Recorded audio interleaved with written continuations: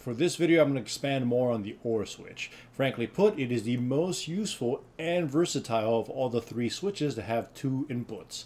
It is not the most powerful. I'll showcase the AND switch later, but this one is the one everyone needs to learn in order to, I guess, a lot of tricks with electricity, from power saving to backup batteries to full-on crazy automation. Now, I'm going to show one of the most readily useful things with the OR switch that I'm surprised a lot of people don't do, even beginners and even small groups, big groups, doesn't matter. Everyone should really be doing this. So, two batteries, the same kind, large battery. One in input A and one in input B. No other connections in between. All right? I'm going to connect this to a siren light. Only one of the batteries will have its power be used. The other one will be idle. The OR switch decides this by how most electronics for some reason work. Whatever is on the leftmost side is favored over the right side. This is just how all electronics seem to work. So now with this setup, if for whatever reason this battery were to run out of juice or would get destroyed, then the next battery would come online and start powering it up.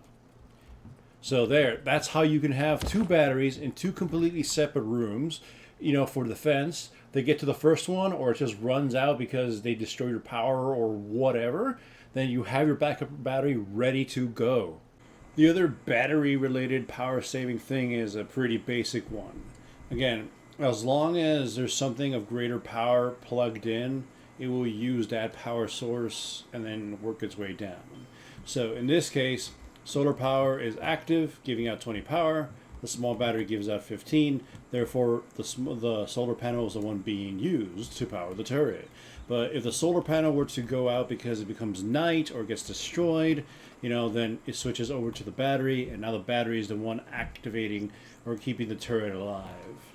So that's just one way, have your active systems or have like your windmill or whatever that's currently generating more power than you need trigger something, and when its power goes down or dips a little too low, switch to your battery reserves.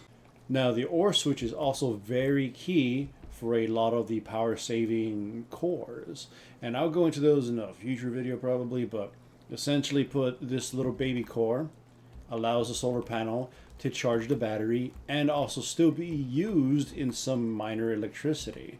And then when it becomes nighttime or the solar panel gets destroyed, the battery then goes active and it does a little switch back and forth depending on the time of the day. So yeah, the OR switch is very key for these little tiny power saver techniques. And yeah, that baby circuit can evolve to something even better when you combine even more OR switches. And it can do so many crazy things when you combine even more OR switches to it and power up an entirely automatic base. So the OR switch is also one of the most key components for automation.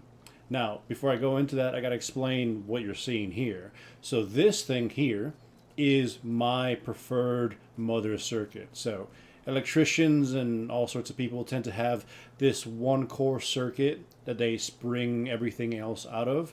This one here is my preferred one, and what it does is essentially allows me to use one source of power and stretch it out into 4 different branches. And if you do it right, you can kind of make it switch automatically on its own. Right now it's set up to be purely manual.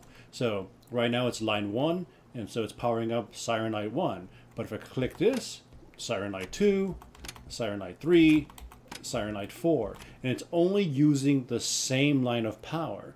This is only possible thanks to the OR switch, allowing you to do some stuff with the buttons. But yeah, this is a key component for automation. And the OR switch essentially is what's going to allow multiple triggers to switch between different lines. This is my main kind of base that I make. I like to make these little compact bases, and you'll see OR switches everywhere. Just here in this room alone, there's already, 11, 12, and over here is another one, and then there should be another 2 up here. They're everywhere because they allow you to mix and match between different lines, have different things, fulfill the same condition that you need. In this case here, like the water pump, for instance, is being activated by line 2 and 4. But if I'm at line 1, nothing. If I'm in line 2, there he goes. If I'm in line 3, nothing. If I'm in line 4, activate it again. Because I'm able to pretty much rewire different redundant energies that I have left over to power this up, and it creates cool shenanigans. But look, I'm going to just switch it to line 1. And the whole thing is set to change from line 1, 2, 3, and 4, and stay on 4 until triggered to go back to 1. You will see just how the OR switches work.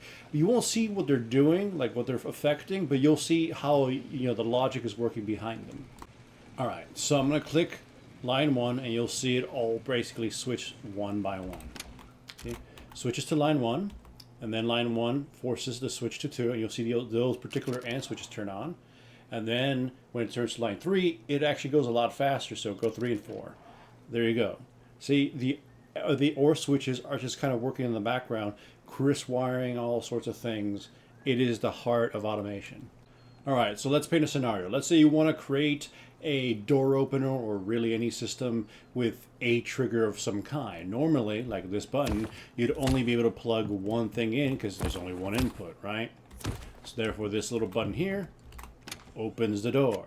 Now, you could also have attached a RF button as well, a laser or a heartbeat sensor, something like that. But you're only able to do one, except if you combine it through an OR switch. Essentially, this allows you to basically, put multiple lines of triggers to do the same thing. This one will open it with a button, but also will open it with this thing. And if I wanted to, I can get real crazy.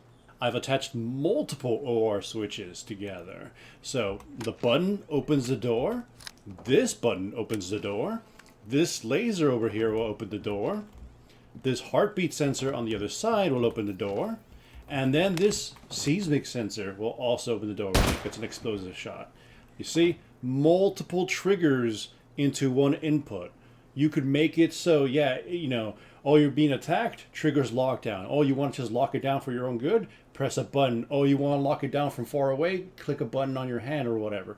Multiple triggers will do this, and it can get nutty.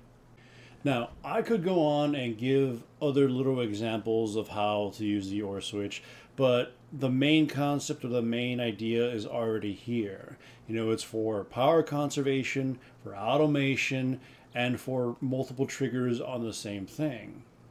Now, what I hope best that this does is it makes you think like, hey, I always wanted my one item, my door, my water pump or whatever to be able to be activated by multiple different things, and now I know the tool or the component to be using for this.